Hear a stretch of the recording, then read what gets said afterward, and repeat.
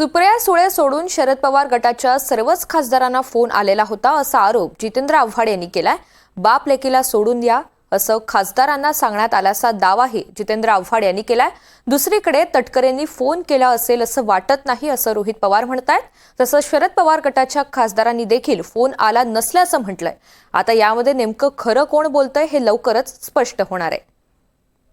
निवडणुका संपल्या, त्याच्यानंतर नागपूरला सेशन झालं, त्याच्यानंतर 1 तारखेपर्यंत सगळे, त्याच्यानंतर ते बीडचं प्रकरण सुरू झालं। आम्हाला साहेबांनाही त्यांच्या कार्यक्रमात ते व्यस्त होते।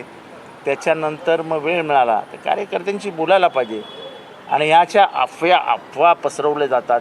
हे कार्यकर्त्यांचं मनोबल खच्चीकरण करण्यासाठी आणि एक अस्थिरता निर्माण करण्यासाठी पसरवले जातात।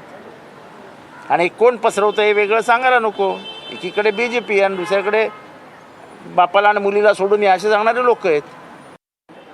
एकतर आमदारांच्या बाबतीत कुठला संपर्क झाला असेल असं वाटत नाही, पण खासदारांच्या बाबतीत बोलायचं झालं तर जेव्हा पार्लमेंट दिल्लीला चालू होतं तेव्हा अशा प्रकारचा संपर्क तटकरे साहेबांनी केला अशी नक्कीच चर्चा आहे।